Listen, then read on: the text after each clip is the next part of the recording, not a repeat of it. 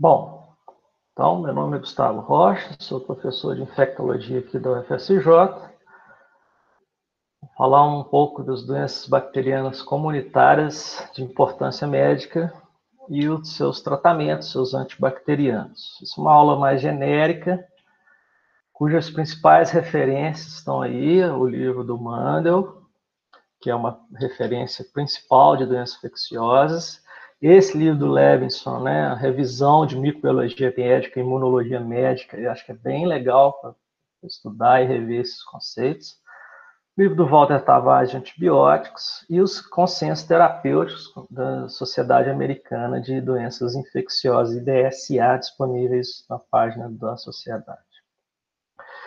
Nós vamos ver, basicamente, nós vamos ver os 3 grupos de infecções comunitárias principais, né? As pneumonias comunitárias, infecções do trato urinário, infecções de pele e partes moles.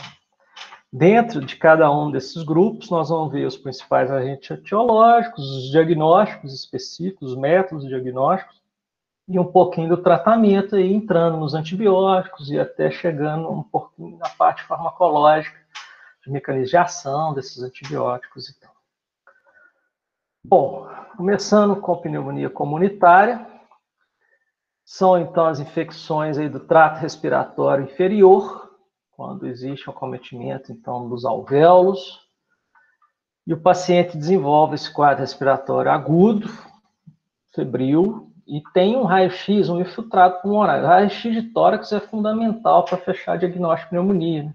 Ou uma tomografia, que seja, mas documentar que existe infiltrado pulmonar é, de fato, fundamental para confirmar um quadro pulmonar. E tem uma diferença importante dela ser comunitária ou hospitalar, obviamente. Nós vamos discutir aqui mais as comunitárias. A diferença principal é em relação aos seus agentes etiológicos. Uma pneumonia hospitalar envolve um outro grupo de bactérias, com outro perfil de resistência, e o tratamento, então, obviamente, completamente diferente. Vamos pensar um pouquinho de fator de risco, né? Quais são os principais fatores de risco para desenvolver uma pneumonia? E aí nós vamos ver alteração do nível de consciência, isso é fácil de entender, né? O paciente perde um pouco do mecanismo de defesa da via aérea, né? Dos reflexos glóticos, então ele pode aspirar o conteúdo gástrico e aí desenvolver um quadro pulmonar. O próprio tabagismo, que pode diminuir a função mucociliar, diminuir a atividade de fagócitos, e isso também se levar a um risco aumentado de infecção. O etilismo, bem documentado isso, pessoa que faz uso abusivo de álcool tem um risco maior de desenvolver pneumonia, não além da questão do nível de consciência, né, que às vezes tem um coma alcoólico e poder ter uma aspiração, mas o próprio etilismo leva, então, à alteração da flora da região, né, da boca e do trato gastrointestinal, alteração da fagocitose, da quimiotaxia, desculpa, isso tudo podendo interferir, então, na resposta às infecções. A pessoa que tem infecção viral, né, pós-infecção viral, ela pode desenvolver uma infecção bacteriana secundária, a gente vê isso muito, né? Então, às vezes, tem uma sinusite viral ou um quadro viral alto, né, uma IVAS, e depois não melhora, não está melhorando, de repente tem uma pneumonia, né? Isso por quê? Porque a infecção viral também vai atuar alterando a função ciliar, na ativação de neutrófilos. Quadros imunossupressivos, doenças pulmonares crônicas, né? A própria DPOC aí, né, falando como fator de risco, óbvio. E aí, óbvio, isso aqui nós não vamos entrar agora, hoje, né? Na semana que vem a gente vai falar um pouquinho das questões da ventilação mecânica, e aí risco de pneumonia hospitalar, né? Então, quando a gente pensa na pneumonia comunitária, a gente sempre pensar o seguinte: existe alguma deficiência no mecanismo de defesa da via aérea que leva, então, à colonização, à infecção e à doença, ao adoecimento. Existem vários mecanismos que podem levar a uma pneumonia. Então, como eu falei, às vezes a colonização da orofaringe, essas bactérias diferentes que estão ali na cavidade oral vão lá para o pulmão, né, via traqueal, brônquica mesmo. Pode a bactéria chegar no pulmão por via hematogênica, isso a gente vê muito em, por exemplo, infecções por Staphylococcus aureus, né, que é uma bactéria que cai na corrente sanguínea e vai dar infecção em outros focos, né? E via inalatória em alguns aerossóis, vamos pensar na tuberculose, por exemplo, né? Via inalatória, a bactéria chega lá no alvéolo e causa infecção, a pneumonia, né, da tuberculose. Bom, dentre os agentes infecciosos principais, esse aqui é um estudo de 2012, se eu não me engano, é lá no Reino Unido, não me lembro bem o local, o cenário, mas 700 adultos com pneumonia comunitária. Aí foram feitos exames específicos para diagnóstico, né? E quais são as principais etiologias? E aí teve uma separação de pacientes internados com pacientes ambulatoriais. Mas repare, todos com infecção comunitária. Então, nós estamos fazendo uma diferenciação do caso mais grave e do caso mais leve. Esse internado aqui não é pneumonia hospitalar, não, né? Então, entre os pacientes internados, 70% foi por bactérias convencionais pneumococo. E entre os pacientes internados, 30% foi bactérias ditas atípicas. E aí entra um grupo com várias bactérias, e aí eu destaco aqui o micoplasma e a clamídia, clamidófilo, né? Inclusive mudou um pouquinho esse nome aqui. E a legionela e a coxiella. Nos pacientes ambulatoriais, pacientes com quadros mais leves, moderados de pneumonia, olha para vocês verem que a etiologia inverteu nesse estudo. 22% foi bactérias convencionais, Streptococcus pneumoniae, pneumococo, e 67% pelas bactérias atípicas. E aí, né, o micoplasma, a clamídia e tal. Além disso, naquele momento, naquele estudo, os vírus também apareceram de forma significativa. Nos pacientes internados foi isolado aí, 11% deles tinham vírus e nos ambulatoriais 18% também tinham vírus, paciente com pneumonia. Influenza aqui entrando aqui, né? Lembrando que influenza pode, de fato, dar pneumonia, e agora nós temos o coronavírus, né, o SARS-CoV-2, como outro agente que vai entrar nesse grupo aí, né? Bom, aqui é uma micrografia eletrônica produzida, né, bem bonita, de um pneumococo, né? Então, o que são os pneumococos, né? São os gram-positivos, cocos gram-positivos em cadeias curtas, né? Como é que faz diagnóstico de pneumonia? Ele é clínico radiológico, na maioria das vezes eu falei, né, a importância do exame de imagem para fechar diagnóstico, mas a gente consegue fazer diagnóstico somente clínico, né, com a ausculta clínica e o paciente com um ataque de espinéia e tal. E o diagnóstico etiológico específico, né, na maioria das vezes a gente vai fazer somente no paciente grave, que internou, né, que foi entubado ou não, mas é para colher a espécime respiratória, para fazer exame direto, cultura ou PCR, ou então quando suspeitar de outro agente, né, uma pneumonia com padrão atípico, num paciente imunossuprimido, que pode ser outras bactérias, fungos e micobactérias e tal. Então, nesses casos, nós vamos investigar. Então, a grande maioria dos casos, leves, moderados, não vão fazer exame de diagnóstico específico na pneumonia, né? Então, quais são os exames possíveis? Secreção respiratória, né? Que a gente pensa no escarro. Mas aí, espirar traqueal, lavado broncoalveolar, que melhora, porque o escarro tem muita contaminação, né?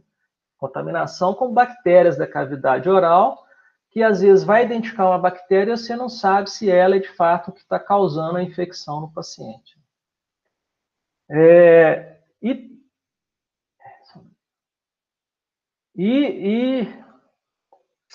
É que voltou aqui, gente.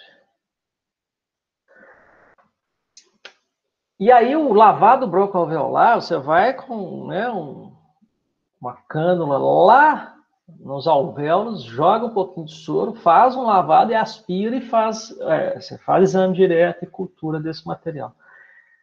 Ele é muito mais fidedigno para identificar a bactéria que está causando aquela pneumonia. Outros métodos, né, que são utilizados, né, o antígeno urinário, para pneumococo, existe também para legionela. São exames bons, mas que são pouco utilizados no Brasil, na prática clínica do Brasil, né? No exterior, Estados Unidos, eles usam muito, né? Inclusive, esse artigo que eu mostrei aqui há pouco, que mostra, né, os agentes das pneumonias comunitárias, eles fizeram muito diagnóstico de pneumonia por pneumococo por detecção de antígeno urinário. Pensando em vírus, né, o swab da nasofaringe, que é o que a gente está vendo aí para o coronavírus, você faz o swab e faz PCR para vírus respiratórios, entre eles influenza, pode ser feito para outros, né, o próprio coronavírus e outros vírus respiratórios. E a hemocultura. A hemocultura também vai ser usada em casos graves. Mesmo nos casos graves, a positividade da hemocultura é muito baixa. Não é um exame legal, né? Assim, se for uma pneumonia por Staphylococcus aureus, tem uma chance maior de crescer a hemocultura. Mas no pneumococo mesmo, ele tem uma positividade muito baixa na hemocultura. Então, acaba o paciente que chega com choque séptico de foco pulmonar, vai ser solicitada a cultura do sangue, óbvio, mas a positividade realmente é baixa. Então, assim, de uma maneira geral, assim, são exames que a gente vai acabar usando no paciente grave, né? Não tem muito, nos quadros leves comunitários, a gente não vai fazer diagnóstico específico, a gente vai tratar de acordo com o que a gente sabe. A gente sabe que o quê? Quem que causa pneumonia? Os gram-positivos, pneumococo, e os atípicos, micoplasma, clamídia e vírus, né, que pode aparecer. Então, pensando nisso, como que é o tratamento de pneumonia, né? O macrolídeo, que é a azitromicina, claritromicina, o beta-lactâmico, mais um macrolídeo, aí pensando no paciente mais grave, né? Ou uma quinolona respiratória. Então, no caso aqui, por exemplo, ceftriaxona com azitromicina, que é o esquema que é usado aí nas pneumonias mais graves, né, comunitárias. Levofloxacina, moxifloxacina, um pouquinho melhor, aliás, bem melhor. E o oseltamivir, que é para tratar a influenza, né? Então, qual que é a ideia do tratamento da pneumonia? É cobrir pneumococo e cobrir as bactérias atípicas. Então, assim, vocês vão ver que tem alguns consensos que falam que um quadro mais leve pode ser dado só ao beta-lactâmico. E outros documentos, inclusive o documento americano, coloca que é temerário você tratar só com beta-lactâmico, porque o beta-lactâmico não age contra as bactérias atípicas, que é o micoplasma e a clamídia e tal. Então, teria que ter o macrolídeo, necessariamente um macrolídeo, que vai atuar contra os atípicos, ou pelo menos uma quinolona respiratória. Então, para vocês, primeiro, então vamos colocar algumas coisas aqui. Isso aqui é um estudo de resistência do pneumococo, isolados aí de 2015, 2016, em algumas regiões, aqui tem até dividido por regiões, isso aqui é lá do programa SEM. Olha que interessante isso aqui. Resistência do pneumococo à penicilina. Se for considerado o MIC-de-2, existe uma resistência, uma susceptibilidade menor, 50%, 70%. Mentira. Para eu falar que tem que ter um MIC bem pequeno, menor do que 0,06, ou seja, o antibiótico ser muito potente, eu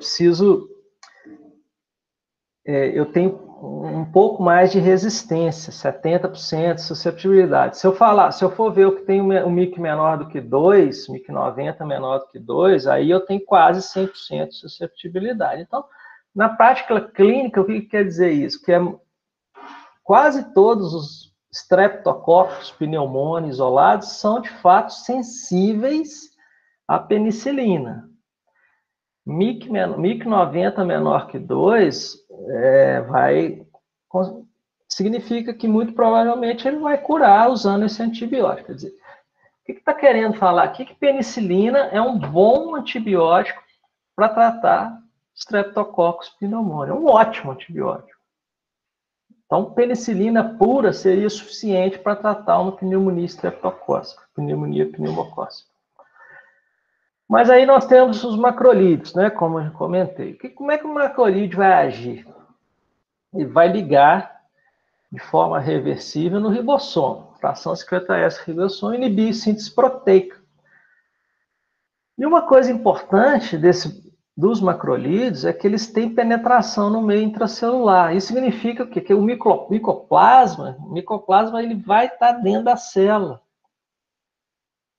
Ele é uma bactéria menorzinha, rudimentar, ele está dentro do alvéolo, dentro do macrófago. Então, o macrolídeo ele consegue agir contra o micoplasma porque ele consegue penetrar no meio intracelular.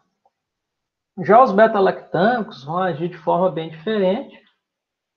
É um grande grupo de antibióticos, né, que vão inibir a síntese da parede celular, que é a inibição da síntese do peptidoglicano, que é a molécula estrutural lá da parede, como eu já comentei. Ele vai acoplar em receptores da membrana inteira, que são as PBPs, aquelas enzimas que ficam ali no nível de membrana, e vai inibir a síntese do peptidoglicano. Bom, a gente sabe que algumas bactérias têm resistência aos beta-lactâmicos. Como que elas produzem essa resistência? Como que elas fazem essa resistência? Produção de beta-lactamase, como eu falei, a maior parte dos staphylococcus hoje produzem penicilinase, né? As beta-lactamases que degradam a penicilina, ou alteração dessa PBP, né? Vai ficar com menor afinidade, ou vai parar de expressar aquela enzima específica, e aí o antibiótico não consegue atuar naquele sítio. As quinolonas, que é outro grupo que é indicado aí para tratamento de pneumonias, quinolonas respiratórias no caso, as quinolonas vão atuar em nível de DNA, na síntese e transcrição de DNA, vai inibir as enzimas, né, as topoisomerases 2 e 4. E aí, o que acontece? O DNA da célula ele vai ficar relaxado, vai começar a multiplicar de forma descontrolada e vai formar um grande emaranhado de material genético ali e a bactéria acaba morrendo, não consegue multiplicar e acaba morrendo por causa disso. As quinolonas vão agir assim. Bom, em suma, pneumonia comunitária, nós temos os principais agentes, o pneumococo, né, o principal de fato, mas as bactérias atípicas têm extrema importância, especialmente nos casos mais leves, micoplasma, hemófilos, clamídia, e vírus, influenza, agora entrando também no vírus SARS-CoV-2. E aí nós vamos pensar em tratamento. Para pneumococo pode ser um beta-lactâmico, para as bactérias atípicas, beta-lactâmico não trata, e aí é macrolídeo ou quinolona, e para vírus, o oseltamivir, que é o Tamiflu. Passando para a infecção do trato urinário, quais são os principais fatores predisponentes? Né? Mulheres, pensando em criança pequena e mulher em idade fértil, por conta muito da questão anatômica, do tamanho aí da uretra, da proximidade da uretra de contato com o trato, né, digestório ali, de onde vêm as bactérias mesmo, né, enterobactérias. Malformações do sistema urinário, doenças neurológicas e medulares, né, e aí bexiga neurogênica, a função da bexiga não está boa e ela acaba tendo um pouco de urina residual ali, e essa urina acaba sendo um meio de cultura para as bactérias. Presença de cálculos na via urinária, né, cálculos tem muita associação com a infecção por proteus. Diabetes também entrando como um fator de risco. é que é a etiologia das bactérias, né? A principal disparada é a Escherichia coli, como a gente sabe, 75 a 95% das infecções urinárias não complicadas são causadas por Escherichia coli. E aí alguns sorotipos, né, com predileção para infecção urinária da própria Escherichia coli, do antígeno OI. E também os pili, né, tem adesinas específicas para receptores de epitélio urinário, então por isso que a E. coli é que mais aparece, ela tem, de fato, uma predileção para o epitélio urinário, né? E às vezes aparecem outros gram-negativos, bastonetes gram-negativos, enterobactérias, e aí nós podemos falar de várias, enterobacter, serrácea, proteus, né, enfim. E, eventualmente, um gram-positivo também aparece nessas infecções comunitárias, urinárias. O Staphylococcus saprofíticos. É um gram-positivo, é um coagulase negativo, outro tipo de Staphylococcus, que eventualmente aparece na infecção urinária. Nós fizemos um estudozinho aqui com as amostras de urocultura de Divinópolis, né, no laboratório municipal, em 2015, né, 802 culturas. Olha aí, 73% era E. coli, 13% Klebsiella, depois 5% proteus, depois as outras. Pô, isso aqui é o seguinte, é claro, tinha aqui, nós fomos direto para o laboratório, então às vezes tinha paciente com, né, acabou de sair do hospital, com infecção recorrente, que aí muda um pouco o perfil, né, obviamente, é uma outra análise a questão da infecção de repetição, mas a maioria é Escherichia coli também. Então, mais ou menos nessa linha aí, a grande maioria sendo Escherichia coli, e a segunda aqui que apareceu foi Klebsiella. Aqui um gram-negativo, né, os bastonetes gram-negativos. Como é que faz diagnóstico de infecção urinária? É muito fácil, todo mundo sabe, né? O exame de urina, grande gota e urocultura. Mais uma vez, eu coloco aqui que esses exames são desnecessários nos casos leves, isolados, não complicados. Infecção urinária comunitária, a maioria é não complicada, né? O que seria uma infecção complicada? Uma pielonefrite evoluindo com sintomas sistêmicos, que vai precisar de internar, ou um abscesso perinefrético, alguma coisa assim, né? O tratamento, e aí nós vamos pensar como é que eu vou tratar esses gram-negativos entéricos. Então, nitrofurantoína é uma escolha importante, uma das principais. O Bactrim, né, cotrimoxazol, nome do princípio ativo, né, que é o sulfametoxazol com trimetoprina, a fosfomicina e as quinolonas, enfim, norfloxacina e ciprofloxacina. São diferentes das quinolonas respiratórias, né, que é levo e mox, mas também mecanismo de ação parecido. Eu coloquei por último as quinolonas, especificamente nessa ordem, que é o melhor. Então, nesse mesmo estudo nós fizemos, pegando só as Escherichia coli, 584 amostras de cultura positiva para Escherichia coli, olha a resistência dessa bactéria aos antibióticos. 9% de resistência à nitrofurantoína, 32% a quinolona e 39% ao Bactrim, a cotrimoxazol. Ou seja, nesse grande grupo que estava misturando, tinha algumas cepas né, de infecção de repetição, algumas de provável de origem hospitalar e tal, mas realmente o antibiótico melhor que tem para tratar infecção urinária simples é a nitrofurantoína, porque ela tem a sensibilidade preservada, né?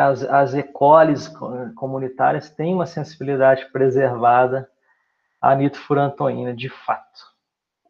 Gustavo, só te fazer uma pergunta sobre tratamento. E tratamento para prevenir? Usa a nitrofurantoína? É usado, né? Por exemplo, às vezes ainda é usado para prevenir, por exemplo, pacientes acamados que usam fralda e constantemente têm infecções urinárias. Às vezes se entra com um antibiótico profilático. Nós estamos falando aqui de infecções não complicadas, né? Infecções isoladas, né?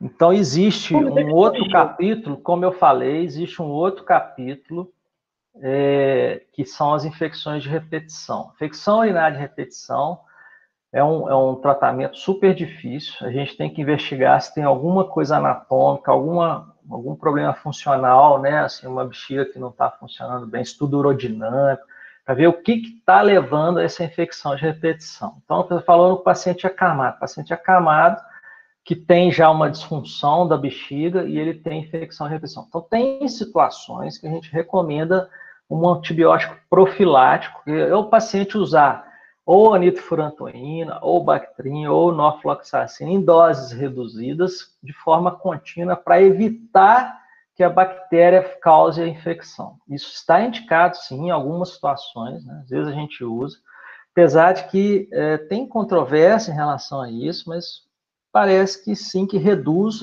né, as infecções nesses pacientes, tá? Então é uma outra história, isso não tem nada a ver com o que nós estamos falando aqui, tá? Não, tudo bem, não é só porque surgiu uma dúvida, eu vi o nitrofurantoína, eu lembrei. Obrigada. Okay.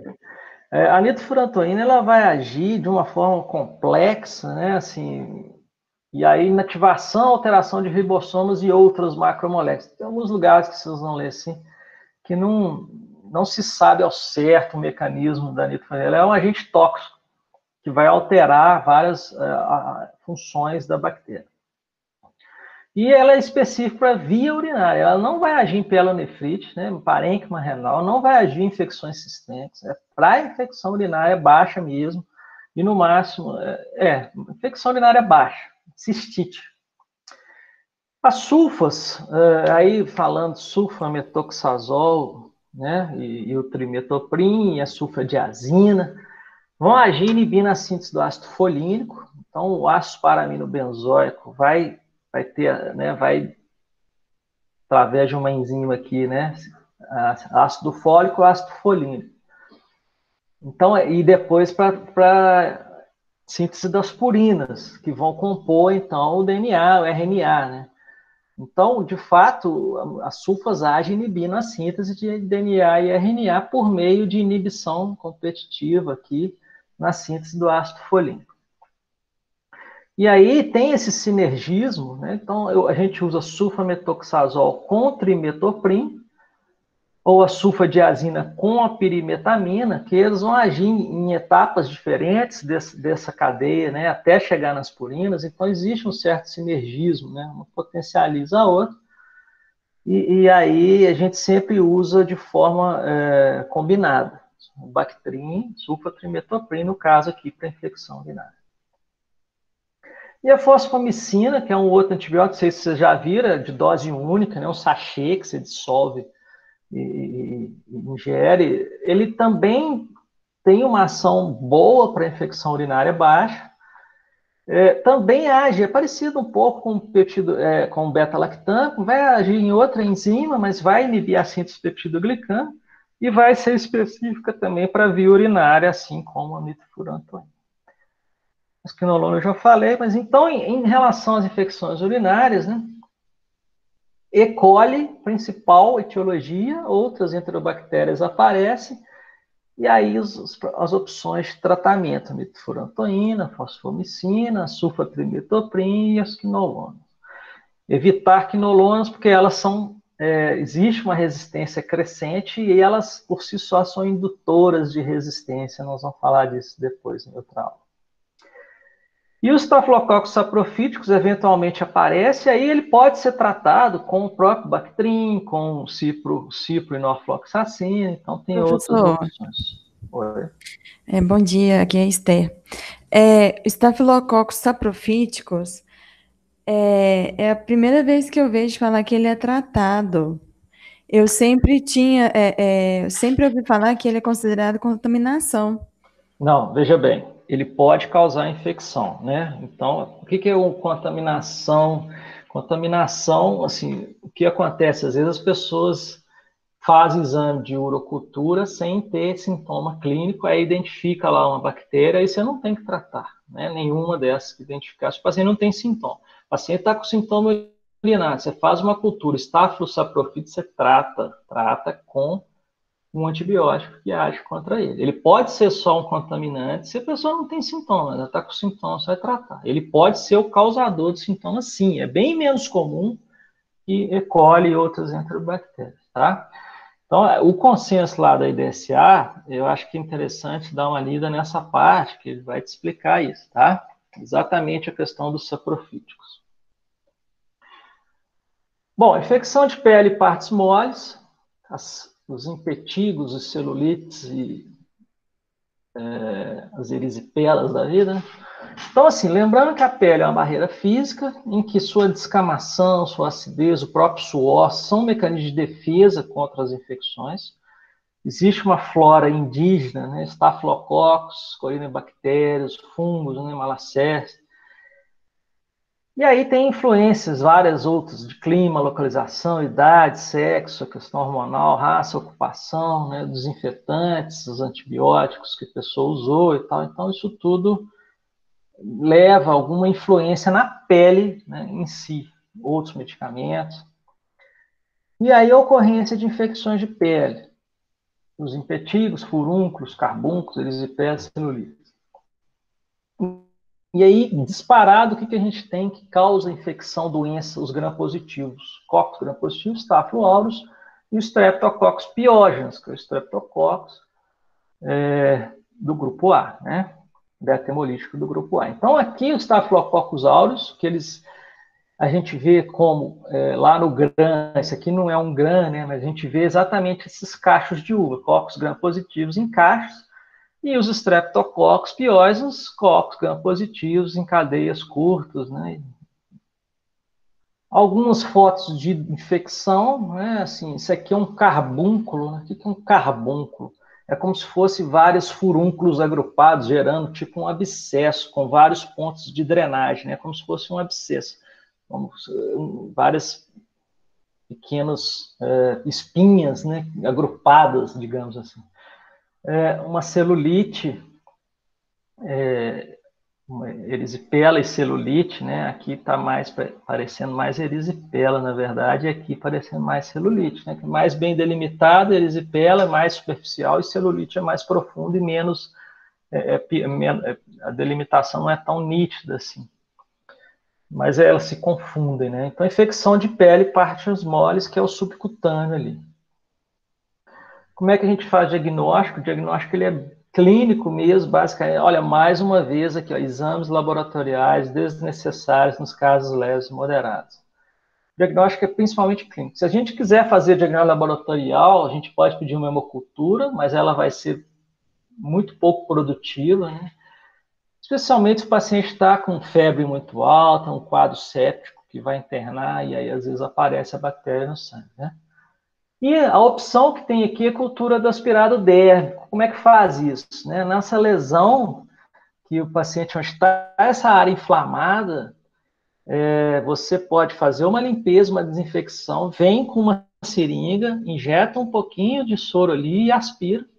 E esse aspirado vem com aquele pus e tal que está embaixo ali e você faz uma cultura desse material. Aí você pode identificar essa bactéria. Rarissimamente a gente vai pedir isso em nível comunitário, mas é uma possibilidade. E aí, se a gente for pensar nessas duas bactérias, como é que a gente trata, né, infecção de pele? Né? Streptococcus pyogenes, e ele é quase 100% sensível à penicilina. Então, o bezetacil, né, a penicilina, a amoxicilina, vai tratar muito bem os impetigos da vida, né, as infecções mais simples. Quando tem a suspeita de Staphylo aureus, principalmente ou impetigo bolhoso ou nas celulites e tal, é importante cobrir o Staphylococcus aureus, e o Staphylo aureus ele é resistente à penicilina. Né? Mais ou menos 90% das cepas de Staphylo aureus produzem penicilinase, então a penicilina pura não vai agir contra Staphylo aureus, né? Já falei isso. Então, a gente tem a opção de associar o inibidor de beta-lactamase ou fazer o uso de outro medicamento. Então, para você ter ideia aqui, um desses artigos que eu coloquei naquela lista, né, do programa Centro, de 97 a 2016, inclusive uma evolução temporal das sensibilidades do Staphylo aureus. Vamos pegar esse grupo aqui, que é o Staphylo aureus sensível à meticilina, que são os Staphylo aureus comunitários, né? Porque tem os resistentes à meticilina, o MARSA, né? Que nós vamos falar na aula, da próxima aula. Então, entre os Staphylococcus aureus comunitários, olha a sensibilidade deles à penicilina, 14%, 20%. Ou seja, 90%, que eu falei de 90%, 80%, 90% dos Staphylo aureus comunitários são resistentes à penicilina. A penicilina não trata Staphylococcus aureus. E opções que eu coloquei aqui, tem várias opções que ele coloca, olha, todas essas drogas vão agir contra o Staphylo aureus, gente. Clindamicina, doxiciclina, tetraciclina, as quinolonas, o Bactrim, a rifampicina. Então, a sulfatrimetoprim é um ótimo antibiótico para Staphylo aureus, assim como a doxiciclina, por exemplo, ou a própria clindamicina. A clindamicina a gente não recomenda usar isolado, por uma outra questão de resistência, ela pode induzir um outro tipo de resistência. Doxiciclina, quinolona e o sulfatrimetoprim são excelentes opções para tratar o Staphylococcus aureus. Bom, então o paciente que faz uma celulite ou aí uma erisipela, né, uma infecção, vamos pensar assim, porque as infecções mais localizadas, a gente pode usar até antibiótico tópico, né, que tem a mupirocina, que eu nem coloquei aqui.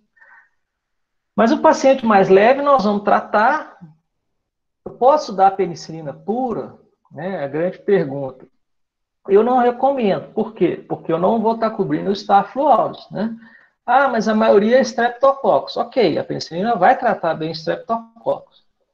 Mas você tem outros medicamentos que vão ser simples também e vão agir melhor, né? Que vão cobrir os Staphylo aureus. Cefalexina, que é uma cefalosporina de primeira geração. Amoxicilina com clavulanato, né? O bom e velho clavulin, que a gente fala sempre. Então, eu estou associando o inibidor de beta-lactamase, aí sim a amoxicilina consegue agir naquele Staphylo, se for Staphylo, e a clindamicina. E se for hospitalar, paciente grave, né, às vezes interna com uma celulite grave, com um choque séptico de foco, né, cutâneo e tal, aí a oxacilina disparada é a primeira opção para tratar Staphylococcus aureus. Porque é o antibiótico mais potente contra Staphylo aureus, mas ele não cobre o MARSA, né, mas cobre o Staphylo aureus comunitário. Ou o próprio clavulin venoso, amoxicilina clavulanato, tem outras opções aí que a gente pode usar.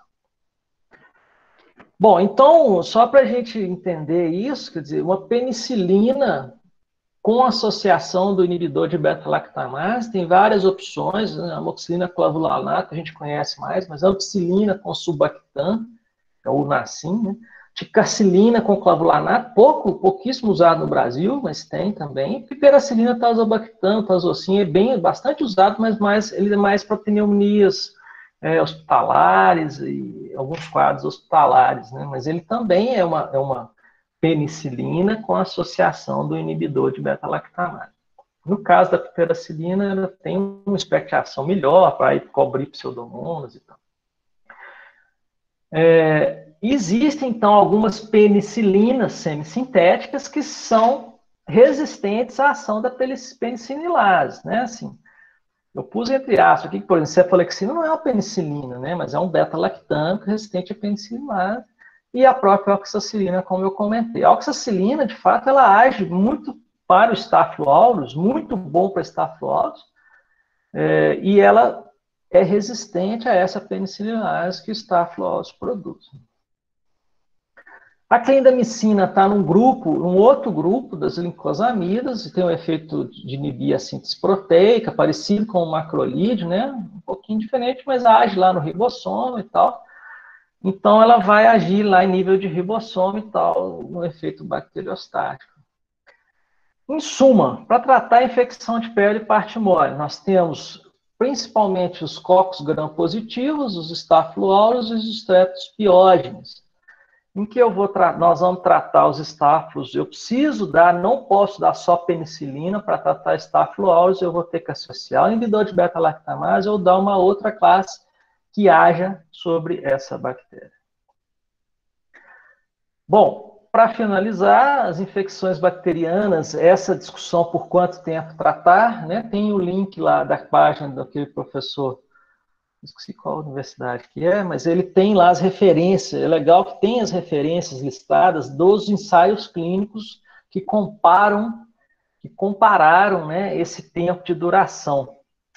Olha que interessante, ele fez essa tabelinha aqui, ó, o número de ensaios clínicos randomizados, controlados de cada uma delas. E aqui o resultado, por exemplo, pneumonia comunitária. Comparou o uso por 3 a 5 dias com o uso mais prolongado de 5 a 14 dias. 10 ensaios clínicos mostrando que o desfecho clínico é igual. Todos aqui, ó, para todas essas infecções, o tempo mais curto teve o mesmo desfecho de um tempo mais prolongado.